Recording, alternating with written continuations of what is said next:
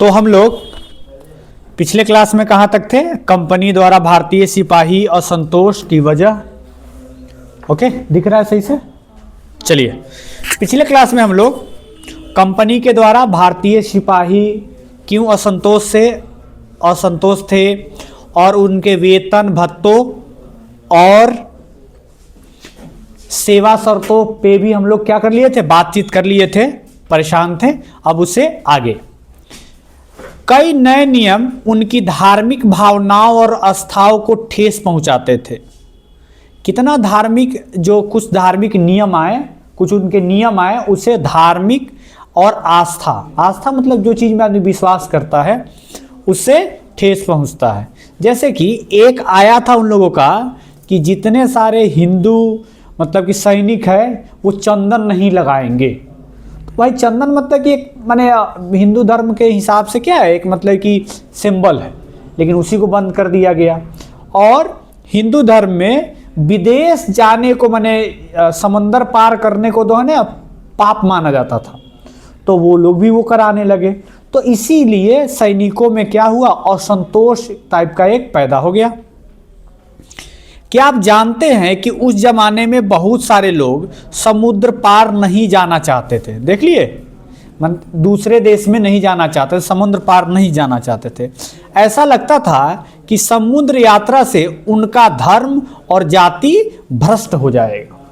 तो इसीलिए लोग, मान्यता नहीं होता है, जैसे मान लो कि कोई देवी देवता को मानता है, उसके बारे में कोई बोल दे कि नहीं खराब आदमी है या कुछ है ऐसा, तो आदमी बुरा मान जाता है। जब 1824 ईस्वी में सिपाही को कंपनी की ओर से लड़ने के लिए समुद्र के रास्ते बर्मा जाने का आदेश मिला तो उन्होंने हुक्म को मानने से इनकार कर दिया। क्यों इनकार कर दिया? क्योंकि वो मानते थे कि भाई साहब कि अगर हम समुद्र पार करके गए तो हमारा जाति और हमारा धर्म दोनों क्या हो जाएगा, समाप्त हो जाएगा। उन्हें जमीन के रास्ते जाने का इतराज नहीं थे, मतलब कि जमीन से ले जाओ, रास्ते ले जाओ, हमें कोई दिक्कत होने वाली नहीं है, लेकिन समंदर मार्ग से हमको नहीं ले जाओ। सरकार का हुक्म न मानने के कारण उन्हें सख्त सजा दी गई। नहीं बात मानिएगा तो आपको सजा मिलेगी। क्योंकि यह मुद्दा अभी खत्म नहीं हुआ था कि 1856 के कंपनी का एक नया कानून बनाना पड़ा। एक नया कानून आया। इस कानून में साफ कहा गया था कि अगर कोई व्यक्ति कंपनी की सेना की नौकरी करेगा तो जरूरत पड़ने पे उन्हें समुद्र पार भी करना पड़ सकता है। अब देखो, कहीं भी आप काम करते हैं ना तो एक नियमावली होता है, एक नियम होता है कि ये चीज़ आपको फॉलो करना पड़ेगा। तो उसके लिए क्या करना पड़ता है कि एक 1856 में ही मैंने 1824 का कंपनी की ओर से लड़ने के समुद्र पार करने का आदेश मिला। बहुत सैनिक माने नहीं माने उस बात को, तो उनको दंड भी दिया गया। अब 1856 में एक नियम आ जाता है कि भाई आप जो सैनिक है अंग्रेजों के अंदर काम कर रहे हैं, तो आपको अगर ज़रूरत पड़ी तो आपको समुद्र पार जाना पड़ेगा ही। मैंने नियम ही आ गया। पहले नियम नहीं था, पहले ऐसे ही भेज रहा था, अब बाय लॉ आ गया। एक क्या आ गया, एक नियम ही आ गया। सिपाही गांवों के हालात से परेशान थे। सिपाही जो है ना गांव के हालात से क्या थे, परेशान थे। बहुत सारे सिपाही खुद किसान थे। खुद क्या थे वो? किसान थे। वे अपने परिवार गांवों को छोड़कर आए थे, लिहाजा किसानों का गुस्सा जल्दी ही सिपाहियों में फैल गया। यानी कि जैसे अभी जो आर्मी वार्मी देखिएगा या कहीं भी भारत में भी अभी के सिनारियो में देखिएगा, ज़्यादातर जो सैनिक लोग होते हैं, ज़्यादातर, सबकी मैं बात नहीं बोल रहा हूँ, ज़्यादातर वो फार्मर बैकग्राउंड से होते हैं, किसान होते हैं ज़्यादातर, या गाँव से जुड़े हुए लोग ज़्यादातर सैनिक में होते हैं। तो अब किसान भी कर रहा है, किसान भी है कि नहीं, घर में खेती बाड़ी भी होता है और सैनिक का भी काम कर रहा है। तो वहाँ से क्या हुआ कि किसानों का गुस्सा जल्दी ही सिपाही में फैल गया। जो किसान को दिक्कत दे रहा था, सिपाही को भी दिक्कत होने लगा। अब दोनों दिक्कत होने लगा तो परेशानी बढ़ गई। तो वो लोग आपस में अब सुधारों की प्रतिक्रिया, अब वो लगता था ना कि बहुत सारा चीज़ वो सुधार कर रहे हैं, लेकिन बहुत सारी जो मान्यता है उसको जो आदमी मानता है सो मानता है। चलिए सुधारों की प्रतिक्रिया क्या हुई उसके बारे में जान लेते हैं। अंग्रेजों को लगता था कि भारतीय समाज को सुधारना जरूरी है, यानी कि जो यहाँ के नियम कानून हैं, यहाँ के जो रीति रिवाज है, इन सभी को सुधारना जरूरी है। सती प्रथा को रोकने और विधवा विवाह को बढ़ावा देने के लिए कानून बनाए गए। ये तो सही कानून था, इसके लिए हम भी मतलब कि ना माना जाएगा कि सही था, ठीक है। लेकिन यहाँ के लोग रूढ़िवादी थे। रूढ़िवादी मतलब कि अब जो चीज़ होता है वो सही है। जो जिनका पति मर गया वो महिलाओं को जीने का हक नहीं है, उसको अशुद्ध मान लिया जाता था, समाज से दूर रखा जाता था या उनके साथ साथ जला दिया जाता था, ऐसा व्यवहार किया जाता था। अंग्रेजी भाषा की शिक्षा को जमकर प्रोत्साहन दिया गया। 1830 के बाद कंपनी ने ईसाई मिशनरियों को खुलकर काम करने और यहाँ तक जमीन और संपत्ति जुटाने की छूट दी गई। 1830 में एक और घटना घटती है। एक और घटना के साथ क्या घटती है कि जितना ईसाई मशीनरी थे, ईसाई मशीनरी मतलब कि ईसाई के प्रचार प्रसार करते हैं ना उनके, तो वो लोग क्या करने लगे, अपना मिशनरी के जो है ना प्रचार प्रसार करना में जुट गए और यहाँ जमीन और संपत्ति को भी इकट्ठा जुटाने लगे। 1850 में एक नया कानून बनाया गया जिससे ईसाई धर्म को अपनाना और आसान हो गया कि नहीं। वो एक नया नियम लेके आए। क्या नियम लेके आए, अब देखो।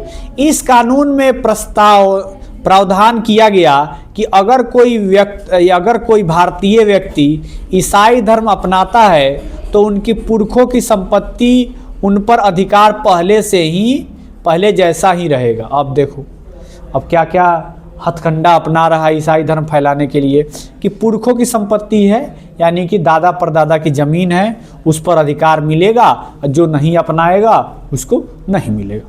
बहुत सारे भारतीयों को यकीन हो गया था कि अंग्रेज उनका धर्म और उनकी सामाजिक रीति रिवाज, परंपरागत जीवन शैली को नष्ट कर रहे हैं। देखो आदिवासी के बारे में हमने बताया कि आदिवासी लोग जिधर खेती करना चाहते थे कर लेते थे, जिधर रहना चाहते थे रह लेते थे। लेकिन अब वो जैसे यहाँ के देवी देवता को मानते थे अपना, तो वो सब में भी हस्तक्षेप करने लगा। बोला कि भाई अब ईसाई धर्म अपना लो कि नहीं।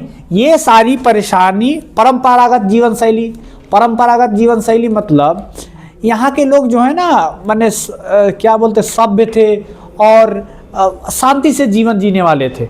यहाँ के किसानी किए, खाना खाए, हंसे खेले, पर्व त्योहार मनाए, हो गया। अब वो लोग उसमें कुछ चेंज लाना चाह रहा था कि नहीं, अलग अलग कानून के माध्यम से।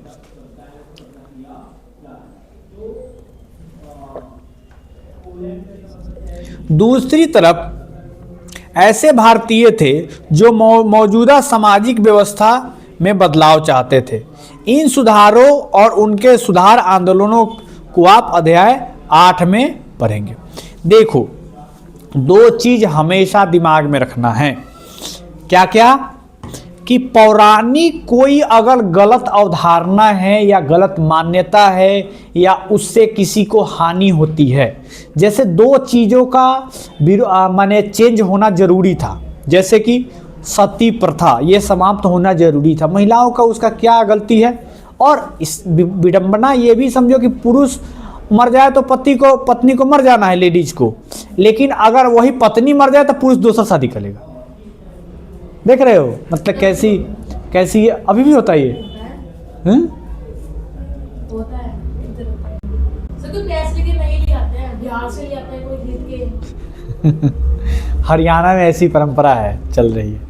तो सामाजिक व्यवस्था में भी थोड़ी मोड़ी बदलाव होनी चाहिए। जैसे एक दूसरा और अहम मतलब कि परेशानी था भारत में बलि प्रथा। बलि प्रथा एक तो जानवरों का होता था, चलो वो कुछ तक माने वो भी गलत है, लेकिन कुछ हद तक मान लिया जाए कि नहीं। लेकिन मानव बलि प्रथा था यहाँ कि मान लो कोई कंपनी खुला या कोई बड़ी काम चल रहा है तो उसमें आदमी का बलि दिया जाता था, बच्चों का बलि दिया जाता था, बछड़ों का बलि दिया जाता था, ये कहाँ तक ठीक था? तो इसमें सुधार होना जरूरी था। ठीक है, परंपरागत चीज़ों को आप मत भूलिए, लेकिन उन चीज़ों में जो रूढ़िवादी चीज़ें हैं जिससे लोगों को परेशानी है, जान से मार देना होता है, वो सब चीज़ें क्या होनी चाहिए? बंद होनी चाहिए। ठीक है, और उन महिलाओं की क्या गलती? वो महिलाओं को भी जीने का हक है भाई, दूसरी शादी करने का हक है।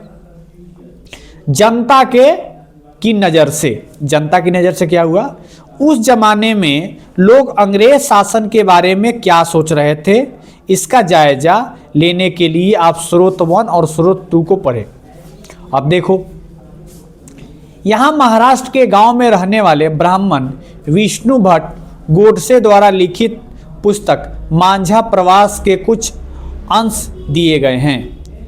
विष्णु भट्ट और उनके चाचा मथुरा में आयोजित किए जा रहे यज्ञ में भाग लेने के लिए निकले थे। मतलब मथुरा कहाँ है? यूपी में है। तो वहाँ के एक विष्णु भट्ट थे महाराष्ट्र के, तो वो यज्ञ में भाग लेने के लिए महाराष्ट्र से निकले। विष्णु भट्ट लिखते हैं कि रास्ते में उनकी मुलाकात कुछ सिपाहियों से हुई। उन्हें सलाह दी कि वे वापस लौट जाए, क्योंकि 3 दिन के भीतर चारों तरफ कोहराम मच जाएगा। सिपाही ने जो कहा वह इस प्रकार था कि नहीं, कोहराम मच जाएगा यानी कुछ ना कुछ कांड हो जाएगा, कि आप क्या करिए, आप घर लौट जाइए चुपचाप। अब क्या बोला? इस प्रकार, अंग्रेजी सरकार हिंदू मुसलमानों को धर्म को नष्ट करने पर आमदा है। आमदा मतलब कि एकदम लगा हुआ है। उन्होंने 84 नियमों की एक सूची बनाई है और कलकत्ता के सारे राजाओं और राजकुमारों को मौजूदगी में ऐसा ऐलान किया गया है कि उन्हें सिपाहियों ने बताया है कि राजा इन नियमों को मानने के लिए तैयार नहीं है। ठीक है, उन्होंने अंग्रेजों से घोषणा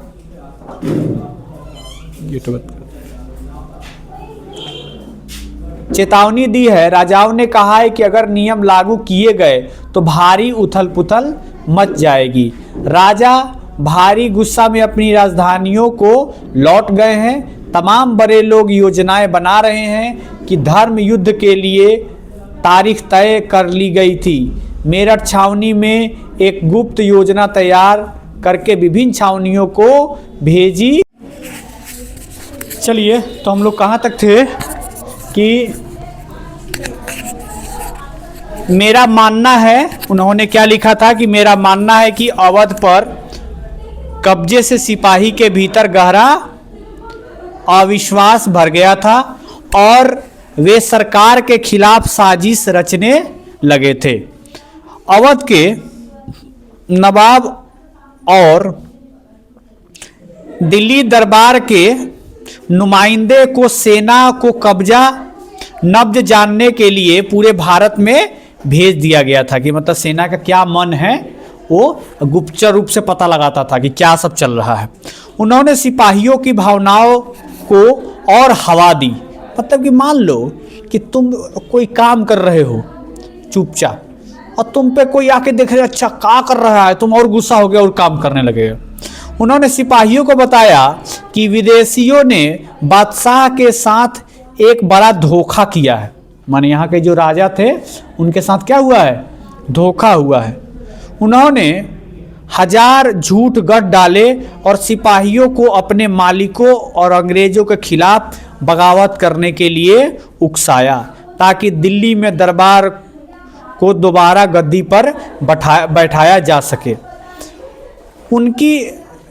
उनकी दलील थी, दलील मतलब होता है कि मतलब कि कोई दिमाग में कुछ के बारे में बताना, मतलब नहीं होता है, आर्गुमेंट बोलते हैं उसको। ठीक है, अगर सिपाही मिलकर काम करे तो इन सुझावों पर अमल करे तो सेना ऐसा कर सकती है।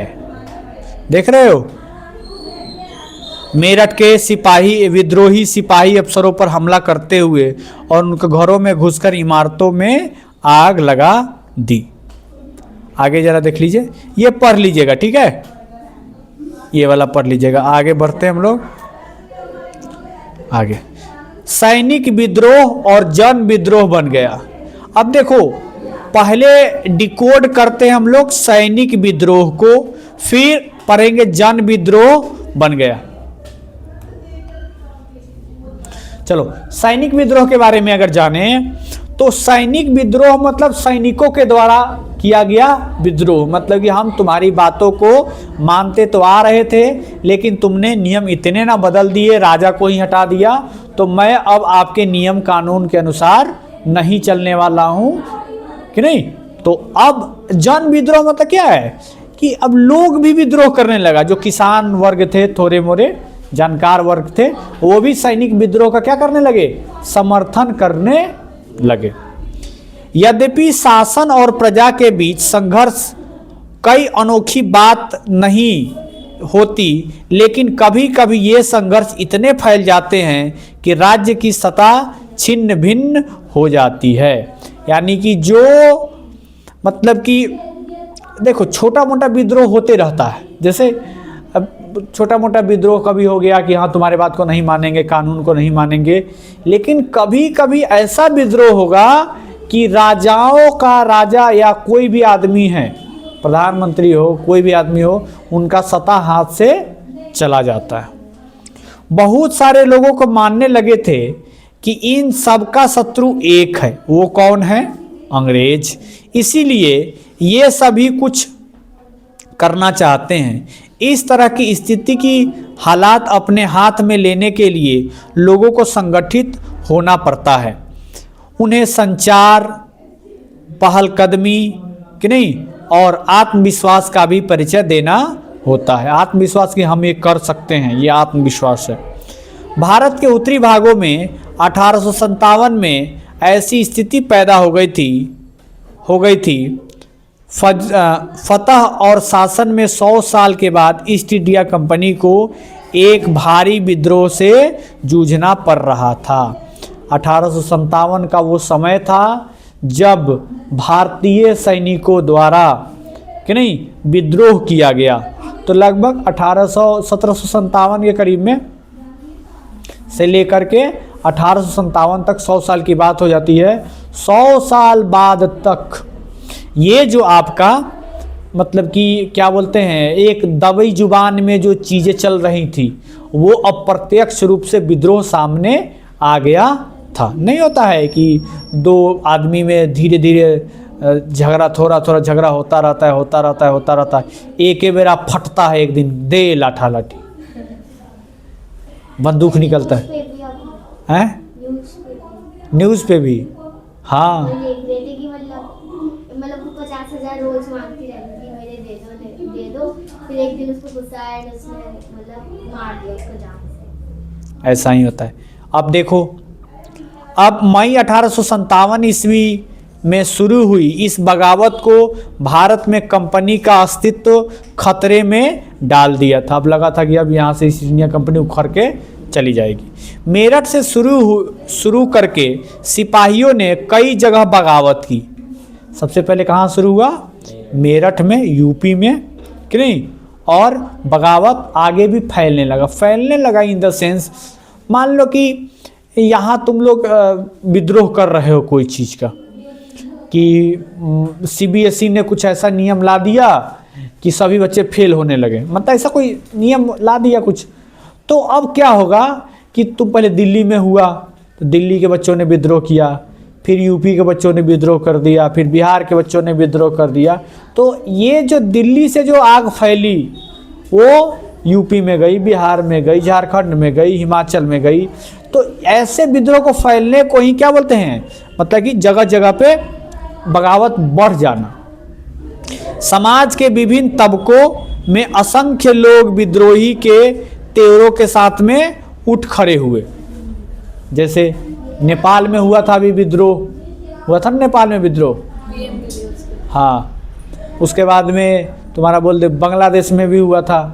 तो वहाँ भी क्या हुआ था, धीरे छोटा सा भीड़ हुआ, भीड़ से लोग वहाँ से लोगों ने, बच्चों ने विद्रोह किया, कंट्रोल में ही नहीं आया, तो वहाँ की सरकार क्या हो गई, गिर गई। कुछ लोग मानते हैं कि 19वीं सदी में उपनिवेशवाद के खिलाफ दुनिया भर में एक सबसे बड़ा सशस्त्र संघर्ष था। सशस्त्र मतलब होता है हथियार के साथ। एक होता है, दो तरह से युद्ध लड़ा जाता है। एक होता है सशस्त्र माने गोली बंदूक भाला बर्छी ये सब के साथ में। एक होता है अहिंसक विद्रोह। अहिंसक विद्रोह होता है, आजा गेट बंद कर देना। एक होता है अहिंसक विद्रोह। अहिंसक विद्रोह होता है जिसमें जो है ना सैनिक जो होते हैं अहिंसक विद्रोह होता है उसमें कोई हिंसा नहीं होती है। वो सत्याग्रह करके बैठ करके रोड पे ही बैठ जाएंगे कि भाई हम इस बात को मानना पड़ेगा, ठीक है। ऐसे ये देख रहे हो सैनिकों के बीच में। ये 3 जुलाई 1857 3000 से ज़्यादा विद्रोही बरेली से दिल्ली आ पहुँचे और उन्होंने यमुना को पार किया। यमुना नदी जो है ना उसको पार किया और ब्रिटिश कैवेलरी चौकियों पर धावा बोल दिया और यह युद्ध पूरी रात चलता रहा, ठीक है। ये मंगल पांडे हैं, मंगल पांडे के बारे में भी पढ़ेंगे, ठीक है। मेरठ से दिल्ली तक 29 मार्च 1857 को युवा सिपाही मंगल पांडे को बैरकपुर को अपने अफसरों पर हमला करने के आरोप में फांसी पर लटका दिया गया। तो सबसे पहले जो सैनिक विद्रोह की शुरुआत किए थे वो मंगल पांडे, और उनको आरोप लगा करके 29 मार्च 1857 को क्या कर दिया गया, फांसी दे दिया गया। चंद दिन बाद मेरठ के तैनात कुछ सिपाही ने नए कारतूसों के साथ फौजी अभ्यास करने से इनकार कर दिया। अब एक वर्ड आया नया कारतूस, यही बवाल का कारण बनेगा, ध्यान से सुनिएगा। सिपाहियों को लगता था कि इन कारतूसों में गाय और सूअर की चर्बी है। तो यहाँ पे जो सैनिक लोग थे वो हिंदू भी थे मुस्लिम भी थे। तो जो नया कारतूस जो आया उसमें लगा था कि चमड़ा को खींच के तब लोड किया जाता था, भरा जाता था बंदूक में, तो दांत से खींचना पड़ता था। तो चमड़ा का आया तो चमड़े में लगा, हल्ला हो गया क्या कि गाय और सूअर का मांस है। तो जो धर्म के से जुड़े लोग, सभी धर्म से जुड़े हुए लोग थे, तो उन लोगों को लगा कि तब हम लोग का धर्म नष्ट करना चाहता है इंग्लैंड वाला।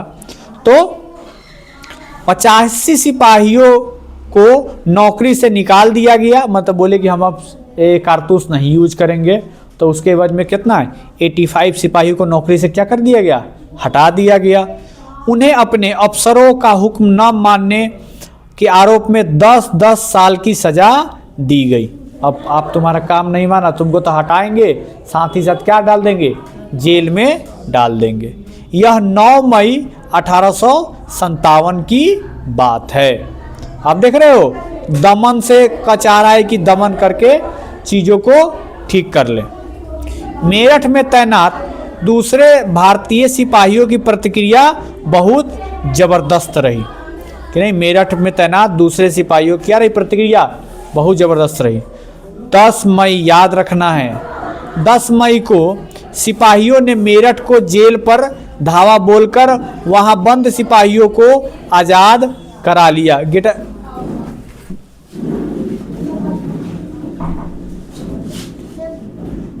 पे सिक्योरिटी नहीं होगी, क्या सिक्योरिटी नहीं होगी, मतलब ये ना वहाँ पे और पुलिस जाके कैद किया। हाँ तो उसी सबको तो तोड़ के निकाल दिया। अब हमारे ही यहीं पे आ जाए आदमी 10 लाख लोग तो हम बचेंगे। एक कोई भी एक्सीडेंट टाइप का होता है, 50 गो लोग जुट जाता है तो आदमी परेशान हो जाता है। 20 गो लोग तुम्हारे घर के सामने आके घेरा बना ले, एक अलग टाइप का माहौल हो जाता है भाई। सैनिक है 200-5000 सैनिक आ जाए, चुनाव के समय देखता होगा, इलेक्शन के समय लाठी लेके घूमने लगता है पुलिस वाला नहीं है, CRPF आर्मी का जवान, सब आदमी देखता होगा कि एकदम बाइक हेलमेट सही से पहन के चलने लगता है। देखते हैं कि नहीं, सब आदमी डिसिप्लिन में आ जाता है। नमस्ते सर ऐसे करने लगता है, सलाम सर, जय हिंद सर। चलिए आजाद उन्होंने अंग्रेजी अफसरों पर हमला करके उन्हें क्या कर दिया, मार डाला। उन्होंने बंदूक और हथियार कब्जे में ले लिए और अंग्रेजों की इमारतों और संपत्तियों को आग के हवाले कर दिया।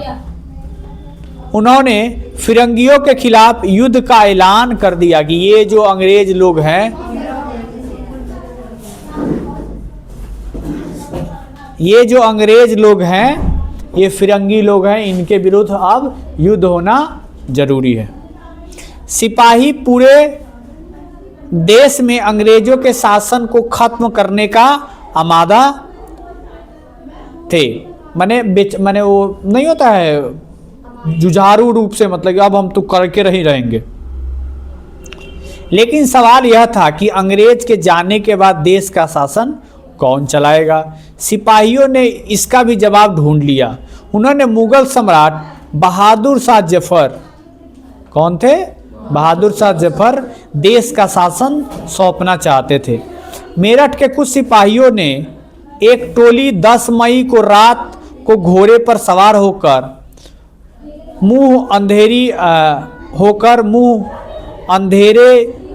अंधेरे ही दिल्ली पहुंच गया। अंधेरा में ही क्या पहुंच गया, सब दिल्ली पहुंच गया। जैसे ही उनके आने का खबर फैली, दिल्ली में तैनात टुकड़ियों ने भी बगावत कर दिया। जैसे वहाँ से विद्रोह चालू हो रहा है, ठीक है, और तुमको यहाँ सप्रेस करके रखे हैं। मान लो किसी को उधर बंद करके रखे हैं, उधर से चिल्लाना चालू करेगा, तुम लोग भी चिल्लाना चालू कर देगा। तो वहाँ से सिपाही लोग आए, पता चला कि अच्छा विद्रोह हो गया उधर। तो यहाँ के भी भारतीय सैनिक थे, वो भी दिल्ली में भी विद्रोह शुरू हो गया। यहाँ भी अंग्रेज अफसर मारे गए। जो यहाँ के अंग्रेज अफसर थे वो लोग का भी काम तमाम कर दिया गया। देसी सिपाहियों ने हथियार व गोले बारूद कब्जे में ले लिया और इमारतों में आग लगा दी। अंग्रेज का ही जो गोला बारूद था वो यूज करने लगे और उन्हीं के छावनी को, उन्हीं के सब चीज़ों को क्या कर दिया गया, आग लगा दिया गया। विजय सिपाही लाल किले के दीवारों के आसपास जमा हो गए। उन्हें क्या किया कहा गया, विजय सिपाही। वे बादशाह से मिलना चाहते थे। बादशाह अंग्रेजों को भारी ताकत से दो हाथ करने को तैयार नहीं थे, लेकिन सिपाही भी अड़े रहे। आखिरकार वे जबरन महल में घुस गए। कहाँ घुस गए, महल में घुस गए और उन्होंने बहादुर शाह जफर को अपना नेता घोषित कर दिया। ठीक है, तो अभी तक क्या क्या हुआ, अभी तक हम लोगों ने पढ़ा कि जो भी यहाँ पे कुरीतियाँ थी या जो भी परंपरागत चीज़ें थी उसको अंग्रेज बदलना चाहता था उस कारण से, और सैनिकों के समुद्र रास्ते से वो लोग भेजना चाहता था। तो उनसे सैनिक क्या थे, असंतुष्ट थे। सैनिक डायरेक्ट किसान लोगों से जुड़े हुए थे कि नहीं, किसान थे ही, खुद भी किसान थे, पिताजी भी किसान थे। तो उसके कारण किसान लोग भी सिपाही के समस्याओं को और खुद के समस्याओं को जूझ रहे थे। फिर आता है 1857 का। 1857 में कि नहीं, पहले जो है ना मंगल पांडे को फांसी दे दिया जाता है कि नहीं। उसके बाद दूसरा आता है जो कारतूस आता है, नया कारतूस। उस कारतूस में मैंने ऐसा अफवाह उठ जाता है कि गाय और सूअर का मांस से ये बना हुआ है, जिससे क्या हो जाएगा, हमारे धर्म भ्रष्ट हो जाएंगे। फिर मेरठ छावनी से विद्रोह चालू हुआ, फिर दिल्ली में आ गए वही वहाँ के भारतीय सिपाही लोग। यहाँ के जो दिल्ली में जो सिपाही काम कर रहे थे वो लोग भी इस विद्रोह में क्या हो गए, शामिल हो गए। और साथ ही साथ शामिल होने के साथ ही साथ